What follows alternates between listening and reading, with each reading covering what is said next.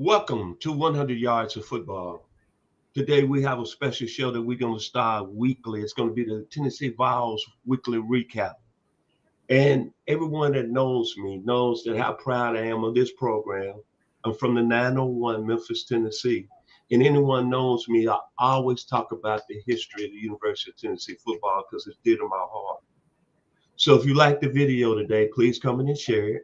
Please subscribe to our page, 100 Yards of Football. I'm Vincent Turner. Now, Tennessee has had a great football history.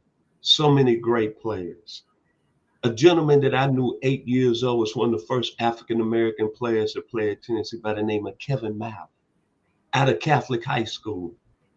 He, along with Lester McLean, really got my interest in following the Volunteers at a young age. And it was two of the first African-American players that stepped on that campus. Then I started listening to the great John Ward. Then in the 70s, Jackie Walker, Steve Canner, Hacksaw Reynolds, Condrich Holloway was one of my greatest heroes ever. And I became in love with the program Orange and White. Then I had a sister that went up there. Then I had four guys out of my neighborhood that played under the great Johnny Majors regime. And then finally, I moved to Knoxville in 1985. And I'm going to tell you a true story before we get to going today. My first game, I had moved up there in July. My first game was in September. Tennessee opened up the season against UCLA. And I had already followed the Vols. I know they had a superstar quarterback in Tony Robinson. But God knows he's in this plan. Did I think that I'd be doing a show with a gentleman who's one of the most talented football players in the state of Tennessee and was a starting wide for Tennessee that day, who ended up with 6 receptions, 109 yards, and a touchdown? I could tell you right now, I look at you like you insane. So let me bring him up as we get to our Vols weekly recap. Tennessee football, the very talented NFL scout, GM, one of the greatest receivers that's played at the University of Tennessee, Mr. Joey Clickscales. How you doing today, sir? Vincent, that was great. I appreciate you. I need to carry you around everywhere I go with introductions like that. Hey, I'm just telling you the part, man. I love this program.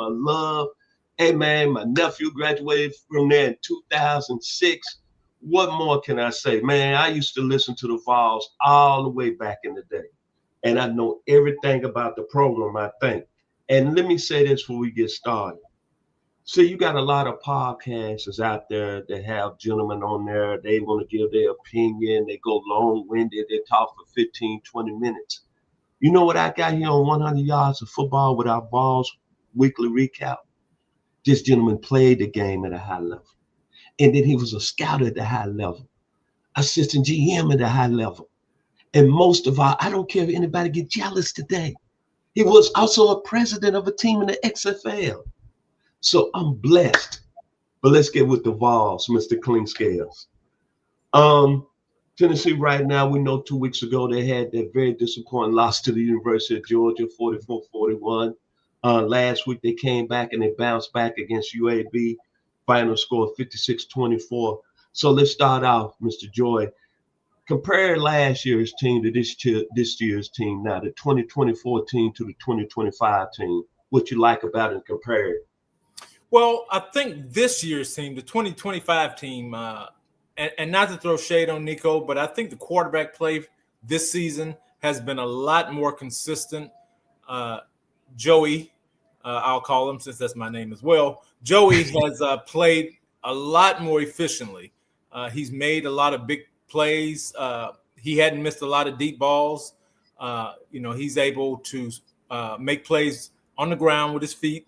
I think he sees the field better. And maybe that's because he's played a lot more football than what Nico had played.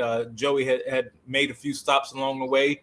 But I think he learned something from each stop. And when he got to University of Tennessee, thus far, he's played well. Now, these next 2 or 3 or 4 games, will really give you a real indication on where Tennessee is. But just in comparison with last year, I think offensively, we're a more consistent team. We're a more well-balanced team. And I know Dylan Sampson was there last year, and he was a great back. But this year, I think we have 3 backs that play really well together. So I would actually, leading into week 5, give this year's running back position the edge because of depth and consistency. I think wide receivers, I think we have more size. What we lack in a little bit of speed, we make up for with size and depth. So I like this, and I know Brew McCoy, and we had another kid last year, a smaller kid that transferred to Florida State who could really run. But I like the size of this year's team at wide receiver. Offensive line, I think we're better, especially at the tackle position. I think, and we have a young guy that hasn't played yet, who's been injured, who's a 5-star kid, 4 or 5-star kid that's going to be really good according to those on campus. So I'm excited about where our offensive line can go, how they play versus Georgia. But again, this upcoming week will be a big test. Defensively, I think we're lacking a little depth compared to last year's defensive line. I thought that team had a lot of depth. They could beat you a lot of ways, and they had guys who could win individually as pass rushers. I'm not sure our individual pass rushers are where they're going to be by the end of the season right now, but hopefully they'll show up. And I do think the defensive line has played better each week. Our secondary, I'm a little concerned about our secondary. There's some things I see there that don't excite me a lot. Now, I know we have a kid who was all conference who hasn't played yet this year because of he's coming back from an injury. So I'm not sure when he'll arrive back on the scene, but he's needed for sure. Our linebacker play, I think, leaves a little bit to be desired at times. I think we have a little bit of physicality there, but I'm not sure the speed is up to par with some of the guys we've had in the past, and maybe even the instincts. But so I think defensively we're probably a little bit behind where we were last year, but offensively I think we're ahead of where we were last year. And our special teams is we'll find out a lot about the field goal kicker, and I know he missed a big kick a couple weeks ago. But really, he never should have been in that position. So I'm not going to really fault him for that. However, going into this week in Mississippi State, we're going into enemy territory. There's going to be a lot of cowbells ringing. It's going to be a lot of Mississippi State fans. So we'll find more and more about our team after this weekend. I would say this. The biggest difference for me, and we're going to move on to another question I got for you. The Tennessee offense has really gotten vertical this year. And it brings back to what Tennessee football has always had, regardless what the record is, being able to go deep with the pass. Tony Robinson, Clint Scales, Tim McGee, Anthony Hancock. That's where the offensive game has went up this year for me. And Joey A., I'm not going to butcher his last name, 1,024 yards passing. I think 12 touchdowns and 3 INTs. That says enough right there. What the Tennessee team is, we can score points this year. Absolutely. Moving on. Can the Volunteers be a real contender? Well, I think this upcoming week and the next 4 or 5 weeks will give us that answer. I think offensively we can be a contender. I think we have to tighten up on defense, if I'm being quite honest with you. But if we talk about this for a second, we play Mississippi State at Mississippi State. We play Arkansas. We have Alabama coming up. We have Oklahoma coming up. We have Kentucky coming up, New Mexico State, Florida, and Vanderbilt. So we'll find out a lot about our team in the next few weeks, and we'll know whether we're a playoff contender or we're just a bowl contender. We'll get that figured out. Now, again, defensively, these first 4 games, we're giving up 27.5 points a game. And, it's hard to really win games when you don't stop people defensively as much as you should. Now, obviously, there was 44 points given up versus Georgia. But everybody we played, East Tennessee State and even UAB, there were times with miscommunications on the back end, different situations that happen that we give up big play, explosive plays, touchdowns. So those are things we need to tighten up for us to be real contenders. I think going down to Starkville, which is a very difficult place to play, it's almost like in the pit. It's on the end of the state of Mississippi, only 70 miles from Tuscaloosa. And you go on that campus, the stadium is right there in the middle of the campus. It's about 60,000, as you just mentioned, the Cowbells. I think it's the biggest game of the year for the Volunteers because you want to see, to me personally, have you moved on from the Georgia loss? And can you be a real contender? Because that's a Mississippi State team that's undefeated, and they defeated a national ranked Arizona State team 2 weeks ago. And I love the head coach, Jeff Levy. People wanted to run them out of Stockfield last year because they went 2-10. But one thing people didn't understand, the quarterback is him. Transfer from Baylor, Blake Sharpen. So this is going to be a tough football game, and I think that's the game that's going to tell me whether Tennessee is going to be a real contender. That's just my opinion. Yeah, they went heavy. They went heavy in the transfer portal, and that's what today's football is. They went heavy in the portal. They got some guys. They have some guys from last year, like as you said, that are now healthy and playing, and they're coming into the game 4-0. And again, this is Tennessee's first road game. That's a tough place to play for your first road game, especially some of the young players that we have. That'll be a little bit of a hostile environment. So we'll figure out a little bit about ourselves as a football team, what we're made of, where where our toughness factor is. All those things will show themselves this weekend. Did you ever play in Stockville when you was a Vol? I never played in Starkville. I've played in some hostile environments, but I think we only played Mississippi State one time when I was at Tennessee. So obviously the league was different. It's a lot larger league now than it was back then when I played. But yes, we played Mississippi State up in Knoxville. Okay, what are some of the strengths this year of the football team, the Volunteers, and weaknesses that you've seen so far after 4 games this season? Well, some of that I've already mentioned a little bit, but I think from an offensive perspective, the quarterback is certainly a strength. And again, I don't want to be a quick evaluator, but I think we won the trade at quarterback from last season. Yes, sir. I think our wide receivers are, in totality, is better than they were last year. Again, our running back by committee. We aren't depending on one guy to do a lot. We have a lot of guys to do that gives you different skill sets and can do a lot. So I like us there. And again, I think our offensive line is much improved from last year. So I'm encouraged there. And I would be remiss if I didn't mention the tight end position, because the tight end position will always be the key for a new or a young quarterback. And, the kid we have playing tight end is a tough guy. He's got really good hands, and he's made some plays for us, a few plays last year, but even more plays this year. So I'm excited about that position as well. Some of the weaknesses, again, I don't think we have a premier edge rusher. And again, we have a couple of young guys who have ability, and I think that's going to take time. But we have to be able to pressure the quarterback. There are times when the quarterback, the Georgia game, even the Syracuse game, although we got to him at times, we really didn't put pressure on him when we needed to put pressure on him without actually blitzing. I think, again, our secondary. I keep harping on the secondary. If we can get better in the secondary from a playmaking ability, and some of it is scheme. We have guys injured. You can't do the same things with the guys that you're playing with that you would do with the guys who are all league. So some of that is scheme. So we need to figure that out in the secondary. And just again, we the things we don't know about our team, we're going to begin to find out now that we're really in conference play. And what advantages Tennessee has leading into this big game coming to Stockville, Mississippi, against Mississippi State?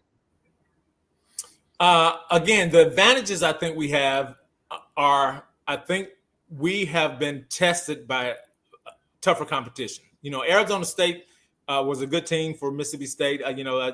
I wouldn't call them world beaters by any stretch. That's right. The best running back and wide receiver both are in the NFL right now from Arizona State. But I would say the things that we need to do that would be a measuring stick against Mississippi State will be handling pressure. the field goal kicker handling pressure, being assignment ready defensively. We got to eliminate those busts.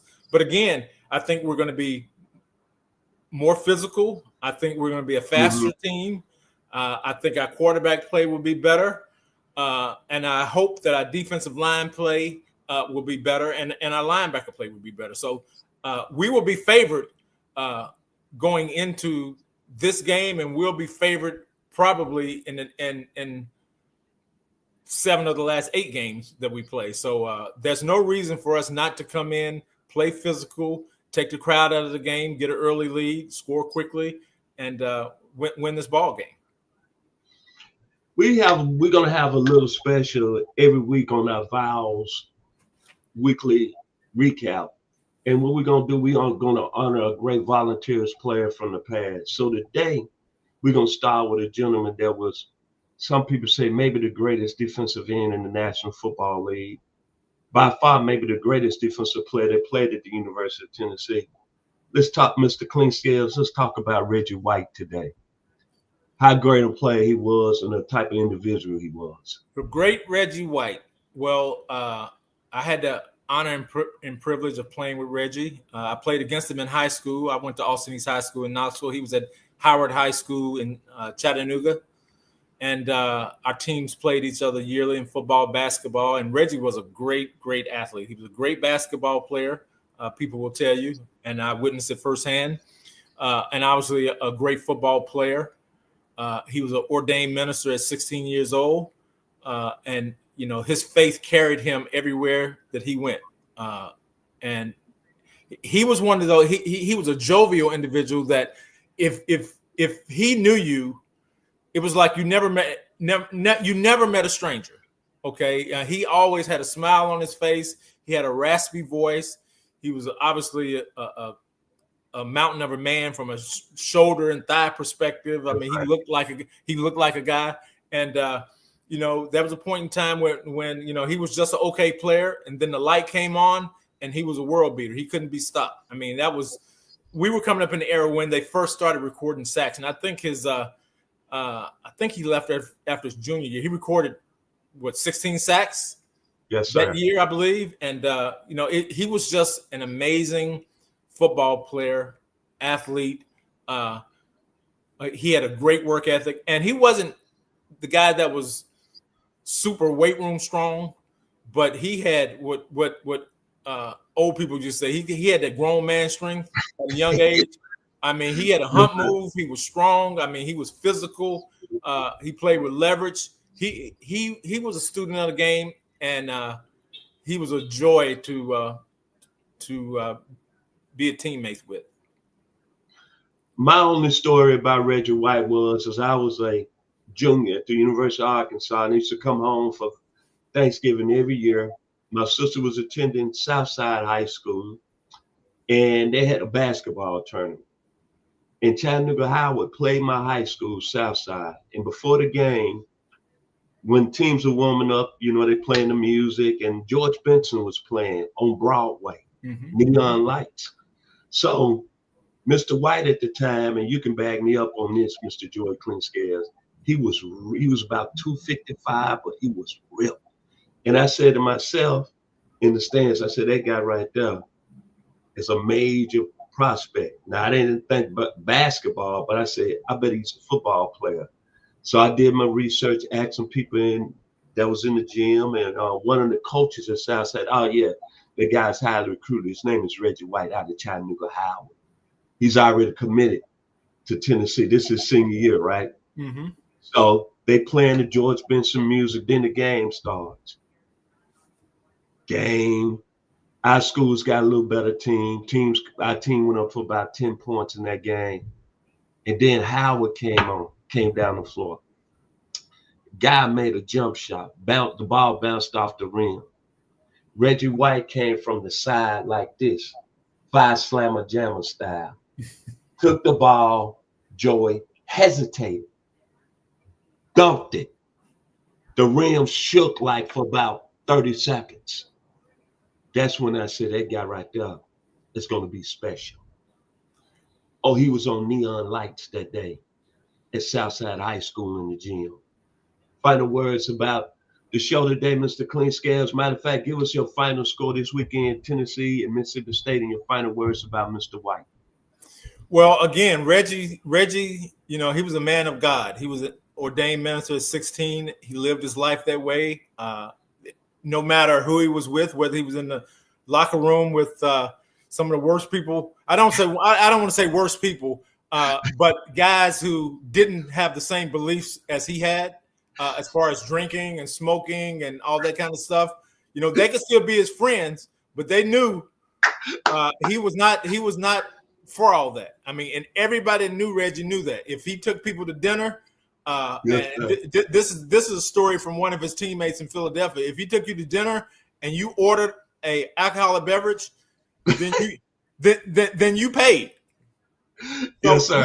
He knew that, and I can appreciate that because he had a standard that he lived by, and nothing was going to deter that. So I can appreciate that.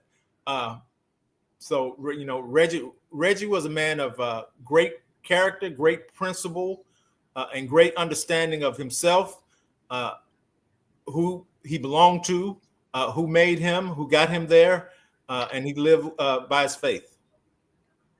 Final score this weekend, Tennessee and Mississippi State. 45-21, Tennessee. Yes, sir. Yes, sir. And any more final words before we leave today on our first Tennessee Volunteers weekly wrap-up show? No, I'm excited to do this. Obviously, Tennessee is near and dear to my heart. I grew up in the state. I played for the state college, so I'm excited to be able to talk about Tennessee football anytime I can. Yes, sir. If you liked the video today, please come in and share it. Please subscribe to our YouTube page, 100 Yards of Football. I want to give special thanks to our producer today, Mr. Logan Landis. Thank you for the very talented Joey Clean Scales. It's like Christopher Williams. I'm dreaming. I'm just going to be honest today. Two guys, one from the west end of the state, another guy from the east end of the state, and all we're talking about is Tennessee football, baby. That's all we can say. In the national championship season, 1998, T. Martin, the first BCS national champions, the Tennessee Volunteers. Y'all be blessed and have a wonderful, wonderful week.